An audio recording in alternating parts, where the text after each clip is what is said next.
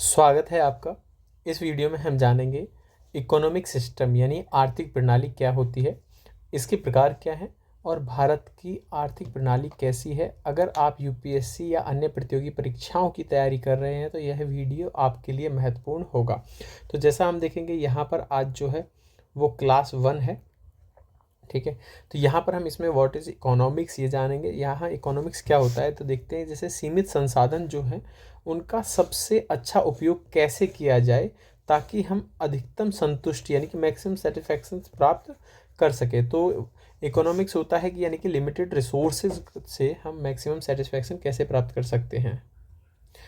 Okay, और जैसे हम इसको देखेंगे यानी कि सिंपल भाषा में और इजी देखना चाहते हैं तो यहाँ पे देखेंगे जैसे कि हमारी जो नीड्स हैं, हमें जो इच्छा हैं, वांट्स हैं, ये बहुत ज़्यादा हैं, असीमित हैं। हमें असीमित इच्छाएं हो जाती हैं तो, और हमारे पास लेकिन रिसोर्सेज जो है वो लिमिटेड हैं। अब इन इन समस्याओं को समाधान कैसे किया जा सकता है, इनका समाधान यानी कि संसाधनों का उपयोग कैसे करें। हमारी इच्छा है कि भाई हम लोग इतने सारे रिसोर्सेज को यूज़ कर रहे हैं, यूटिलाइज़ करें, लेकिन हमारे पास वो तो सिर्फ सीमित मात्रा में अवेलेबल हैं। तो वैसे देखेंगे तो उनका उपयोग कैसे किया जाए, यानी कि उनका सही वितरण किया जाए और उन सही वितरण के द्वारा उनसे एक अधिकतम लाभ प्राप्त किया जाए, यही होता है अर्थशास्त्र। अब देखेंगे कि इसकी ब्रांचेज होती हैं, ये दो तरह का होता है कि एक होता है माइक्रो इकोनॉमिक्स, एक होता है आपका मैक्रो इकोनॉमिक्स। माइक्रो यानी कि आपका सूक्ष्म अर्थशास्त्र होता है। अब सूक्ष्म में क्या होता है, जैसे देखेंगे कि ये छोटे स्तर पर आर्थिक गतिविधियों का अध्ययन है। जैसे कि एक उपभोक्ता, एक कंपनी, एक बाजार। एग्जाम्पल के थ्रू इसे समझते हैं। मान लीजिए आपके पास बर्गर, मतलब आपको भूख लगी है और आपके पास सिर्फ 100 रुपये हैं, तो आप या तो बर्गर खा सकते हैं या सिर्फ पिज़्ज़ा खा सकते हैं। तो आप क्या चूज़ करेंगे, यानी कि आपकी प्राथमिकता क्या होगी, बर्गर खाने की होगी या प्राथमिकता होगी आपकी पिज़्ज़ा खाने की। तो यही इन सब चीज़ों का स्टडी जो होती है वही होता है आपका माइक्रो इकोनॉमिक्स में, यानी कि छोटे लेवल पे देखा जाता है। और दूसरा देखेंगे मैक्रो इकोनॉमिक्स। मैक्रो इकोनॉमिक्स यानी कि पूरे देश की अर्थव्यवस्था का इसमें जो है अध्ययन किया जाता है। जैसे कि यहाँ मुद्रास्फीति यानी इन्फ्लेशन, बेरोजगारी, नेशनल इनकम, आर्थिक विकास आदि इसमें शामिल होते हैं। जैसे कि अगर मान लें हम इसे एग्जांपल के थ्रू समझते हैं, जैसे सरकार मान लो बजट बनाती है।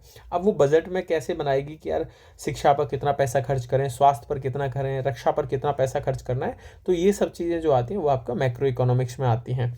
नेक्स्ट हम देखेंगे आर्थिक प्रणाली। तो व्हाट इज इकोनॉमिक सिस्टम, यानी कि इकोनॉमिक सिस्टम क्या होता है। और पूंजीवाद बनाम समाजवाद बनाम मिश्रित अर्थव्यवस्था, हम ये भी देखेंगे इसमें। और भारत में आर्थिक प्रणाली में सुधार है जो 1991 के एलपीजी रिफॉर्म्स हुए थे, उनके बारे में पढ़ेंगे। वर्तमान में भारत की आर्थिक नीतियाँ क्या चल रही हैं और भारत की अर्थव्यवस्था के बारे में थोड़ा सा यहाँ जानेंगे। देखिए इन वीडियोस में आपको एक यानी कि एक बच्चे के लेवल से लेकर थोड़ा थोड़ा आपको इस तरह से इकोनॉमिक्स समझाया जाएगा कि हाई लेवल तक आप बाद में समझ पाओगे, लेकिन ये बेसिक आपका क्लियर होना बहुत ज़रूरी है। अब जैसे देखेंगे कि क्या है, यानी कि आर्थिक प्रणाली क्या होती है। आर्थिक प्रणाली होती है आपका, जैसे कि एक ढांचा है आपका आर्थिक प्रणाली का, जो कि किसी देश की आर्थिक गतिविधियां जो होती हैं, जैसे उत्पादन, वितरण, उनको उपभोग, उसको संचालित कैसे किया जाए और इन संसाधनों का उपयोग कैसे हो, इसकी आर्थिक शक्ति क्या होगी, इस तरह से। यानी कि किसी देश की अर्थव्यवस्था को संचालित करने का ढांचा होता है, और जिसमें उत्पादन, वितरण और उपभोग से जुड़े नियम, नीतियां और संस्थाएं आदि शामिल होती हैं। अब हम देखेंगे इसमें पूंजीवादी आर्थिक प्रणाली क्या होती है, यानी कि कैपिटलिस्ट इकोनॉमी। कैपिटलिस्ट जो इकोनॉमी है आपकी, उसमें क्या है कि प्राइवेट ऑनरशिप होती है, यानी कि निजी स्वामित्व पर आधारित होती है, प्राइवेट ऑनरशिप। दूसरा इसमें क्या है कि बाजार मांग और आपूर्ति के आधार पर मूल्य का निर्धारण होता है। यहाँ पर जो है मार्केट ड्राइवन प्राइसेस होते हैं और सरकारी हस्तक्षेप यहाँ पर बहुत कम होता है। इनका जो मोटिव है वो है, इनका उद्देश्य जो है वो लाभ कमाना। ऐसा हम एग्जाम्पल देखेंगे, यानी कि अमेरिका और जापान की अर्थव्यवस्था पूंजीवादी अर्थव्यवस्था के उदाहरण हैं। दूसरे एक तरह की होती है कि सोशलिस्ट इकोनॉमी, यानी कि समाजवादी आर्थिक प्रणाली। समाजवादी यानी कि इसमें क्या होगा, समाज में यानी कि गवर्नमेंट की ओनरशिप होती है, इसमें गवर्नमेंट की ओनरशिप होती है और यहाँ पर फोकस किया जाता है, वो किया जाता है आपका इक्वालिटी पे, यानी कि समानता पर यहाँ पर जोर दिया जाता है और यहाँ समाज की भलाई करना इनका मुख्य उद्देश्य होता है। यहाँ पे जो सरकार होती है वो संसाधनों का वितरण करती है।